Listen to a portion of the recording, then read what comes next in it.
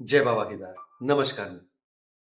आज एक ऐसे विषय में बात करनी है जो धर्म, आस्था और हमारे अस्तित्व से जुड़ा हुआ है और अब इस पर बात नहीं करी गई और समय रहते आवश्यक कदम नहीं उठाए गए तो इसके परिणाम हमारी संस्कृति, सभ्यता और हमारे पहचान के लिए अत्यंत गंभीर हो सकते हैं। और जो स्थिति अभी बनी हुई है वो भी कुछ कम गंभीर नहीं है। बात देवभूमि से करते हैं। आज इस बढ़ते पर्यटन के कारण जो कुछ भी हमारे धामों में अमर्यादित घटनाएं हो रही हैं, उससे सभी श्रद्धालुओं और स्थानीय लोगों की धार्मिक भावनाएं आहत हैं। मानो ये हमारे धाम या तीर्थ स्थल नहीं बल्कि मौज मस्ती, गुंडागर्दी, नाच गाने, शराब मांस के सेवन, लड़ाई झगड़ा या राजनीति का अखाड़ा बन गई। बीते 3-4 सालों से ये घटनाएं आम हो गई। ऐसे में सवाल उठता है कि तीर्थ की मर्यादा और पवित्रता आखिर कहाँ रह गई।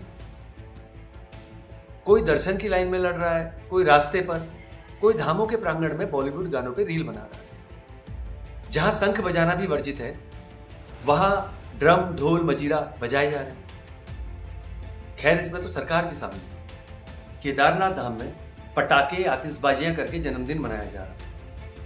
मुझे तो यह समझ नहीं आता, जब लोगों को पहाड़ जैसे शांत वातावरण में शहर जैसा दिखावा, मनोरंजन या ऐसी ही सब हरकतें करनी है, तो ये लोग धामों में क्यों आते हैं? यात्रा मार्ग पर लोग शराब और मांस का सेवन करते पाए गए। लोग राजनीतिक पार्टी का झंडा ले जाते देखे गए। सारी हदें तो तब पार हो गई जब एक व्यक्ति के बैग में एयरगन मिली। सरकार को पर्यटकों की बढ़ती संख्या को कीर्तिमान के तौर पर ना दिखाकर असल में जो तीर्थ पे आए हैं उनके लिए अच्छी व्यवस्था, सुरक्षा, शांतिपूर्ण वातावरण बनाने पर अधिक ध्यान देना चाहिए। और यही समय की मांग है। बड़े बड़े शहरों से आए हुए लोग जिनको तीर्थ और पर्यटन में अंतर नहीं पता, वह हमारे तीर्थ स्थानों पे चढ़े जा रहे हैं। इन्हीं पर्यटकों के कारण जो तीर्थ करने आए हैं, दूर से जो लोग परिवार के साथ आए हैं, जिनमें बूढ़े बुजुर्ग हैं, जो चाहते हैं वो जीवन के अंतिम दिनों में भगवान का दर्शन कर लें, ऐसे लोग इस अव्यवस्था के शिकार हो रहे हैं।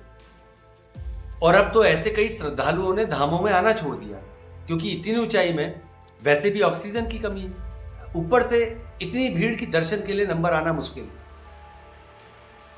जो सच्चा श्रद्धालु होता है वो मन की शांति, मोक्ष का मार्ग चाहता है, शांति से भगवान के दर्शन करना चाहता है, जो आज के समय में करना नामुमकिन हो गया है। और हमारे यहां तो माना जाता है जब भक्त भ्रष्ट हो जाए तो भगवान भी वहां से अपना स्थान त्याग देते हैं।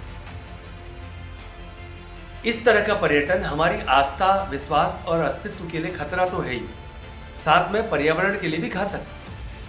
और इसका भुगतान हर साल हमारा पहाड़ी समाज कर रहा है।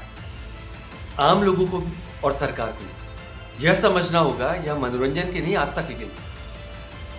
आज जो सुविधा हम देने की बात कर रहे हैं, सड़कों का चौड़ीकरण, हेलीकॉप्टर, रोपवे, ये पर्यटक के लिए सुविधा हो सकती है, लेकिन तीर्थ यात्रियों के लिए यह अभिशाप बनता जा रहा है। इसमें वाहवाही कम और प्रदेश की बदनामी अधिक। और हम इस भीड़ से कितना राजस्व इकट्ठा कर लेंगे। एक समय ऐसा भी आएगा जब लोगों का धाम से विश्वास उठ जाएगा और हमारी आस्था के ये केंद्र धीरे धीरे अपनी मूल पहचान खो देंगे। देवभूमि केवल गोवा टाइप पर्यटक केंद्र बनकर रह जाएगा। प्रकृति कह लो या हमारे देवी देवता हमें समय समय पर चेताते रहे, आपदाओं के रूप में, लेकिन हम थोड़े समय के लिए जागते हैं, फिर उठ खड़े होते हैं प्रकृति को एक नई चुनौती देने की। हम चाहे जितना विकसित हो जाए, कितना भी पढ़ लिख जाए, प्रकृति के आगे हम तुच्छ ही रहेंगे। इसे हम जितना जल्दी समझ सके समझ जाए तो बेहतर हो। हम कहीं भी चले जाएं, हमारी पहचान केवल और केवल इन तीर्थ क्षेत्रों से, जिन्हें हम दिन प्रतिदिन नष्ट कर रहे हैं, या कह लो कि नष्ट करने में पूर्ण सहयोग कर रहे हैं। कहीं ऐसा ना हो कि जब हम जागे तब तक बहुत देर हो चुकी हो और कुछ भी ठीक करने के लिए ना बचे। जय देवभूमि, जय वीर।